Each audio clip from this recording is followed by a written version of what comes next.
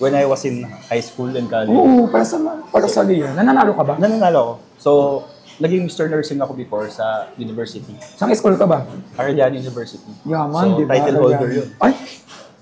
Talaga ba? Oh. So, ang daming nagsasabi na hindi ko daw deserve. Oo, totoo. Ilan kayo magkakalaban doon? Nakalimutan ko na eh. Pero ang dami kong award. Ilan award mo? Swimwear. Ay! Pakita Formal natin wear. yung swimwear. Naka-post ba sa FB? Oo. Pakita natin Isang ko lang sa'yo, pero hindi Send ka mo kasi sa akin. maniniwala doon. Hindi ka kasi Payat ka pa nun? Oo, payat ako. Eh, ano naman sinasabi sa'yo? Eh, deserve mo naman. Eh, siyempre, hindi mo maiwasan yun kasi may mga tao na iba yung depth, di ba? And then yung sa Q&A. Ay, brainy Hirap ka. kasi. Naalala mo pa yung tanong sa'yo? Nakalimutan ko na ito. English? English pero tinagalog ko. Anong masama? Pwede Okay naman. Ayun. Nasa Pilipinas tayo, di ba? Oh, So, tapos, naging motivation ko yun, parang, actually hindi naman sa, naging, hindi naman sa sobrang motivate ko yung sarili ko na ano, no. Baga parang, daming feedback or ang daming ano. Kahit after pageant, ano yung nababasa mo? May FB na nun? meron na. Nababasa mo through comment na hindi mo Eh, naman hindi. deserve. Narinig ko lang. Pero after nun, wala naman akong pakialam kasi sa mga bashers. Kumbaga parang, wala naman silang binibigay sa akin pera or wala silang binibigay. Isipin nyo na kung anong buhay. gusto nyo, Oo. bahala kayo dyan. So bakit ako magpapa-apekto? Last question na bago magpaalam tayo sa vlog. Nakakahiya na rin. Alam, magpapaalam na, ang aga pa. O sige, another 2 question. Nag-enjoy siya eh. Ano, tingin mo ba, ilang taong ka ng single? Nakalimutan ko na eh. Matagal na. Yung last relationship mo, ilang taon ka? Challenge. Ilang taon ang tanong ko, Ben? Huwag mo na, B. Ay, sorry. Huwag mo na. Ilang taon ka nun? Hindi ko alam. 20s. 20. So, ano ka na ngayon? Ilang taon ka na ngayon? 30s. Matanda ka sa akin ng 2 years. Mas matanda ka sa akin. 28 ako eh. Ano, 26 ka? Oo. Ayun. Anong plano mo? Meron ka bang bracket kung ilang taon ka mag-aasawa? Wala. Binibigyan mo ba yung sarili mo? Gantong edad ako. Minsan kasi tayo, di ba? 35 ako, mag-aasawa ako, ganito. Wala. Go with the flow. Go with the flow. Kasi ano eh, parang, actually naisip ko naman na mag-asawa. Mm-mm. Kaya lang, kumbaga parang siyempre dun sa mga kabatch mo, tapos sa environment mo, parang nagtatanong na, uy, sayang yung lahi mo, sayang yung edad mo, or ano. Naisip ko yun na, kunyari ngayon, na-realize ko na parang gusto ko mag-asawa. Pagising ko, nawawala sa utak ko. Parang minsan nagpapa-apekto ka sa dala ng sinasabi ng iba. O napapaisip ka lang? Napapaisip lang ako, pero after nun, parang hindi ko kailangan magpa-apekto eh. Kasi una-una, actually may mga kaibigan din ako nagpaparealize sa akin na hindi mo naman kailangan magpa-apekto sa mga sinasabi nila. Kasi una-una, bago ako mag-asawa, kailangan mo ng pera muna. Kailangan mo mag-invest. Ang daming mo pwedeng pag-isipan kasi syempre, pag-aasawa, hindi naman yan kanin na parang lulunukin mo na lang na iluluwa mo. Di bale kung Starbucks siya na donut ang labas. Kaya ayun, low pressure naman. Kasi Pero ang mama mo, gusto niya na mag-asawa ka mama na. kasi, pag may pinapakilala ako, gagalit siya. Talaga? Pero kapag kunyari, may reunion kami, Ano pa ng mama mo? sasabihin ko, Bulong mo na lang. Nancy. Ba't ka naman nagagalit, Mother Nancy? Hindi ko Joke lang. Hindi kunyari, sabihin niya, wala ka pang pinapakilala sa akin, ganyan. Tapos pag may pinakilala ka, Iba na yung... iba na. Hindi ka niya pinapansin or... Hindi naman. Kumbaga parang dami niya ng question. Mama's boy kasi ako. Wala namang masama sa mama. Kaya, Boy, ako din naman. Okay lang naman. Paano yung papa mo? Wala na. Ay, sorry. Hindi, okay. Natanong ko. Eh? Ilang taon ka nung Ilang taon ka nung... Third year high school. As in... sorry natanong ko Kaya yung pa. time na yun, ayun yung nag-decide yung mama ko na mag-abroad. Kasi siyempre, kailangan namin ng Pero ano bang trabaho na naging trabaho pa ng papa mo? tricycle driver. Diba pa? Saka nakaka-proud kasi yung mama ko kasi, yung namatay yung papa ko, nasa private school kami. And then, kailangan sabi ng papa ko, kailangan makapagtapos kami ng tatlong magkakapatid sa private school. Kaya, kaya yung mama ko nag-abroad. Kailangan natin ng part 2 So, nakagraduate kami ng private school, nung high school. Lahat? Anong private school nung high school? La Immaculada Concepcion School. Shout out, guys. Oh, shout out! Tapos ngayon, Anong name ng principal mo doon? Hindi ko na alam. Principal, hello! Tapos ngayon, lahat kaming magkakapatid, graduate na kami. Oh, nakaka-proud.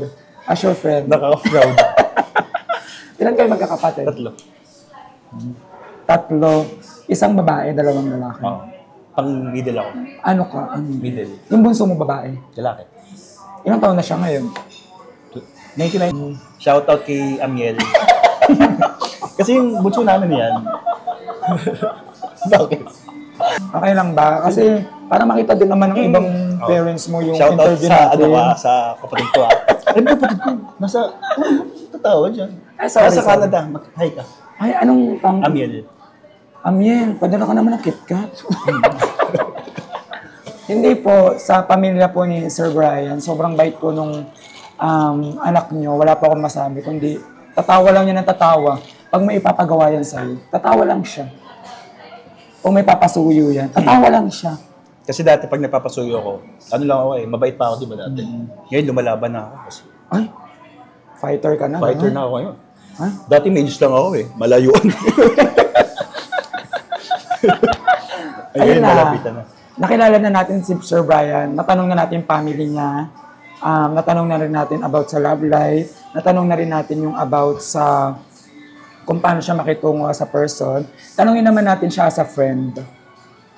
Paano ka bang kaibigan? Ikaw ba yung tipo ng kaibigan na hanggang sa mo mapagtatanggol yung kaibigan mo kung alam mong may mali na to? Example, ako magkaibigan tayo. Oh. Tapos nalaman mo na may ginawa akong anomalya, iiwan mo ba ako agad or may gagawin kang paraan para isalba ako? Ako yung... Tama ba yung tanong ko? Tama. Naintindihan ko ako yung friend na na pag may mali ka, sabi ko sa'yo totoo. Maswerte ka kapag ako naging pakaka sa'yo kasi ibig sabihin nun, talagang binavalue kita as a friend. Kasi Talaga? syempre, pag may mali ka, hindi kita ito-tolerate. Kailangan i-accept mo. May mga ganong senaryo na ba na nagpapayo ka sa mga friend mo? Madami na. Kaya sabi ko sa inyo, Sample lang ako, be. Hindi kasi, kumbaga parang sa age natin ngayon, hindi na tayo mga bata para 28. Pa 26. Hindi na tayo mga bata para para Maglaro. or makipagkaibigan ng kung sino ang gusto mong kaibigan. Kumbaga parang kailangan, syempre, kailangan Seryoso? kailangan yung totoo. Di ba? Namimili ka ba ng friend? Hindi. Hindi ako namimili. Hindi ka namimili ng friend. So, kahit sino lang ang maging... Kunyari, nagkakilala ka ng friend of friend, okay lang yun. Oo. Pero may naranasan mo na rin na ang dami kong tanong. Siyempre, bablog ko na to. Wagi lang. Naranasan mo na ba yung Edit mo sir. friend ng friend mo nagkaroon ng crush sa'yo? Oo. May naranasan mo na rin yung babae mismo yung umamin sa'yo? Oo. Ay, iba siya. Hindi siya normal kasi inaaminan siya ng babae. Pang-artist tayo kasi talaga yung face card niya, guys. Uy, Pang di- PBB nga yan eh. Hindi Alam mo like kung sinasabihan niya sumali sa PBB. Parang mga river effect yung tangkad niya. Tapos yung mukha niya parang... Michael? Sir. Hindi, moreno si Michael eh. Parang sila Ralph. Ganun guys, kung maano mo siya sa personal. Hindi. Kaya sumali ka sa mga Sir Brian, may chance ka. Ikaw ba? Nag-audition ka na ba sa mga GMA or EBS? Pero may nag-offer na sa'yo. Oo. Before, nung college ako, nag-VTR ako, tapos nag-ano. Saan? Anong BTR?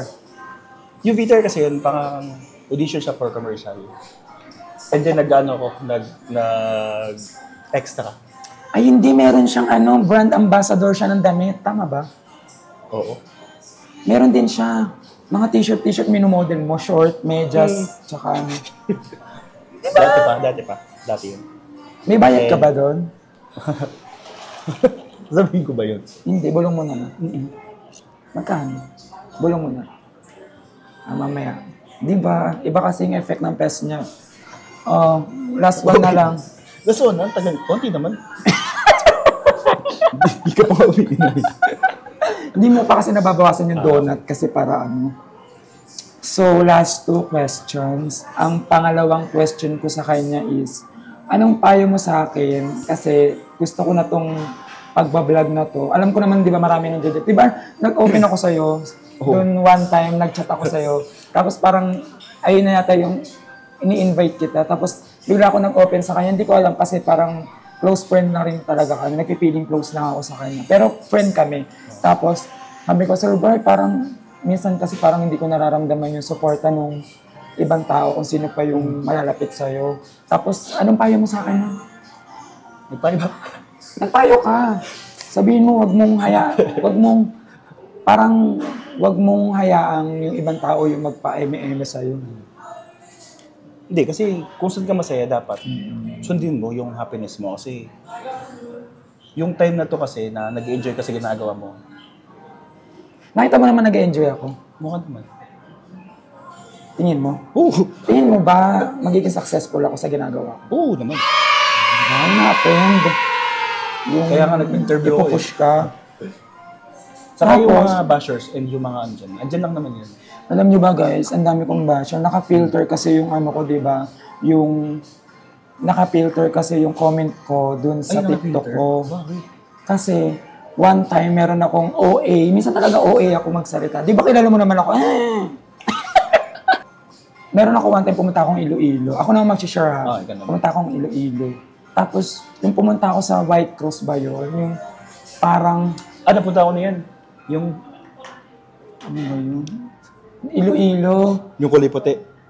Oo, White Cross nga eh. Hindi naman tawag dun. Ano naman tawag dun? Sige sir, magsalita ka lang. Ito na lang yung video para mag 1 hour na to pero ano. Pero okay lang kasi marami namang gig yan. Yan guys. Ito, Garin Farm. Garin Farm. Ang OA ko dyan, parang ganun. Yung kapatid ko todo support sa akin. Ayun yung pinaka 1.2 million views ko. First 1.2 million views ko yan. Tapos ang OA ko dyan, siguro na-like din nila OA ko kasi. Diyan, dami na comment sa akin, daming bash. Ang OA naman yan. Parang, mamatay ka na, sumunod ka na dun sa... Sabi ba naman, kakainin ka na ng cross, gano'n. Mamatay ka na. Pag video mo dyan, gano'n. Kasi alam mo ba na ano ko nun, na medyo na-stress ako nun. Pero hindi naman ako nagpapakita sa magulang ko na na-stress ako. Pero meron, naiiyak ako. Naiiyak ako kasi first bash ko yun. Na ganun pala yung feeling ng mga artista na pagka... Kaya ako never ako nang babash ng mga artista na through online. Kasi alam ko yung feeling na masakit. Tapos mamatay na daw ako. Ba't di pa daw ako sumama doon? Deserve daw ako doon. Para doon susunugin na daw ako. May susunugin ba? Naka-gold nga. Nalaman ng mama mo yun. Hindi. Baka dito lang niya mapanood. Ayun yung mga sinabi sa akin. Mamatay na daw ako. Sumunod na daw ako doon. Sabi ko, ano kayang nakukuha ng mga tao na gano'n? Tinignan mo yung picture sila. Tinignan mo yung picture sila. Hindi ko na tinignan. Naka-filter. Pero kung makikita ko pa yung mga comment na yun, maaalala ko pa kung ano yung mga pinagsasabi. Parang babalik at babalik lang sa akin. Kaya finilter ko din yung comment doon, guys. Kaya ayoko kasi parang ang sakit nung sinabi sa akin. Sakit kaya? Sabi ako mamatay. Dami ko pang utang, uy. Pero after nun, anong na-realize mo na... Na-realize ko. Since pinasok mo na yung pinasok mo na yung pag-vlog, di ba? And sa ngayon, nag-start ka pa lang, and then growing na. Hindi, parang ano na ako, magta 2 years na, Sir Brian. Magto 2 years na. So, paano pag may mga ganyang bashers? Or paano mo sila i-handle? Yun nga, yung first time ko dyan, parang nagpa-apekto ako. Ayun yung mali ko, nagpa-apekto ako, na parang umiyak ako. Parang nasa Iloilo kami nun, nasa van ako, parang lumuluha-luha ako nun. Pero at the end of the day, sinabi ko sa sarili ko na kaya ko daw magpapapekto sa inyo. Bala na kayo kung anong sabihin nyo sa akin. Kung anong tingin nyo sa akin, kung beshi-beshi, okay lang. Hindi naman ako na-apektuhan dun kasi as long na hindi naman ako humihingi ng tulong sa ibang tao. Ginawa mong motivation, di ba? Hanggat hindi ako nanghihingi sa ibang tao, wala kang karapatan para husgahan ako. Sino ka? Wala kang pakalang ko pa, bebe. Hindi yun. Parang ang learnings doon. Hanggat hindi ka pinapakain ng ibang tao, tuloy mo lang yung buhay mo. Pero pag pinakain ka na, may karapatan na siyang husgahan. Ikaw, pinakain kita. May karapatan na sumbahan. Ayun. Tapos, last question na, Sir Brian. Ano pa last yung... Last na, 2 hours, mag-1 hour na yan. magpaalam na tayo. Ano pa yung gusto mong ipayo sa akin as a vlogger? Ako as a... Paano ba tayo naging close? Di ko alam Sa bidding. bidding. Kasi siya yung gumagawa ng bidding namin. Naman. Tapos attitude ako minsan. Attitude siya, pero yung pagiging attitude niya kasi, Normal. normal. Parang nakakatawa. Kailangan mo lang sakyan. Hindi siya yung attitude na talagang... Buisit. Oo. Kaya naging okay din ako sa'yo. Hindi kasi, minsan pag magpapagawa yan si Sir Bry, tapos nakalagay din sa table, request to. I-request mo to. Pag hindi mo to ni-request, question mark. Bibiruan lang namin. Mahilig ako mag-letter kasi kapag wala siya. Mahilig siya mag-letter sa taong close niya. Magaganon siya sa taong close niya. Ano? Maganda sulat niya. Kaya may karapatan siyang husgahan. Ako pangit sulat ko. Yun, nagkakilala kami dun sa bidding. Tapos, tinaray kong maging close sa kanya. Kasi meron siya mga circle of friends sa office. Ako meron din akong circle of friends. Pero, pag pumupunta kasi si Sir Brian dun sa office, ano lang yan, aligagayan. Look, peran po ng stapler, peran po ng tape, peran po ng ballpen. Pero nakakatawa yung mga ganung iba sa interview na to. Parang wala lang, normal lang. Parang kanina rin nakabahan, ngayon casual na lang. Yun, basta. Kaya pwede namang... Basta, guys, ang pinakapayo sa inyo. Ano yung pinakapayo mo sa mga... Hindi, may payo pa ako sa'yo, di ba? Anong payo mo sa akin? Oo. Hindi ngayon kasi nakikita ko dun sa vlog mo, kasama mo yung family mo. Lagi. Nakikita ko yung family mo. Siyempre, as a family person, nakakatuwa. Kasi yung support din ng, especially yung mama mo, nakakatuwa. Parang namimiss ko yung mama ko. Hindi mama ko guys, 63 years old na yun. Mantakay niyo, 63 Ay, years old. 63. Kailan birthday na mama mo? February 2. 1962. Uy! Para sa mama mo? June 2, 1962. Mama mo? Hindi. Si mama naman kasi, very 1962 supportive yun. Oo, 1962. Mama ko din 1962. Si mama mo, supportive naman kung magbablog ka din. Ikaw ba yung tipo ng tao na gusto mo mag-vlog? Gusto ko, kaya lang tatamad ako eh. Ako kasi guys, hindi ako tinatamad. Alam mo ba, minsan, pag out sa office, nag-iisip pa ako na pumunta sa ibang lugar para makapag-vlog. Yung parang nagtitaping na ako. Taping artista yan. Nag-iipon na ako ng pondo ko ng, parang may pang-araw-araw na ako na i-upload. Pero thank you guys kasi ang pinakamababa ko ng views sa minsan 1,000, 1,001. Alam mo yung dati 300 lang yung pinakamababa kong views. Pero ngayon naglilibo na, di ba? Ibig sabihin, may nakaka-appreciate na sa mukha ko. Tsaka sa talent na meron ako. Kaya thank you so much, guys. Yun na, magpaalam na tayo, sir. Ayun. So, Anong sabi mo sa mga followers? Eh, follow na rin siya. follow nyo ako kasi... Nagpa-vlog na rin siya. Hindi. Hindi pa. Hindi kasi hindi pala, alam mo, hindi pala post yan. Hindi ako pala post. Gusto nga mag-TikTok. Puro share post yan, parinig. Ay, hindi, meron pa pala siya. Choir ka, di ba? Ng simbahan. Choir. Oo. Choir siya ng simbahan sa Rosario. Sa Santo Rosario de Pasig Parish. Oo. Choir yan. Anong ano mo doon? Genre mo doon? Bass. Pwede di sumample ka ng kumanta dito. Hindi. Ayun. Maganda boses niyan. Hindi. Ang dami pong talent ni Sir Brian. Kung mapapanood to ng mama mo, ano masasabi mo? Uy, wag naman. Hindi ito. Ano lang message mo kay Ma'am Ana Luz? Ay, Ana Luz. Ano ba yun? Nancy. Kay Mama Nancy, namimiss mo na siya, gano'n. Oo, see you soon. Uwi siya kasi ngayong Kailan? June. Ayaw mo mag-ibang bansa. Ayoko. Actually, matagal na akong pinipilit. Kasi syempre, di ba, mother ko nasa Dubai na. So after graduation, gusto ko papuntahin doon. Kaya lang, Ano magiging work mo doon sana? nurse. Ano? So parang hindi ko makita yung sarili ko nag-work abroad. So mas pinili ko dito. Kaya sabi ko kay mama, hindi naman kailangan na mag-abroad para kumita ng pera. Kasi Mas gusto ko... prepared mo dito. mas prefer ko dito. So kung pumunta akong Dubai for vacation lang. Yun guys. 8,200 followers ko. Follow niyo siya. Mabait yan. Taka sa Lagay mo yung TikTok. Facebook ko dun. Oo, tsaka sa Pati ano mo. TikTok ko, TikTok mo. Ilalagay ko dun. Tsaka sa YouTube. Meron ka YouTube.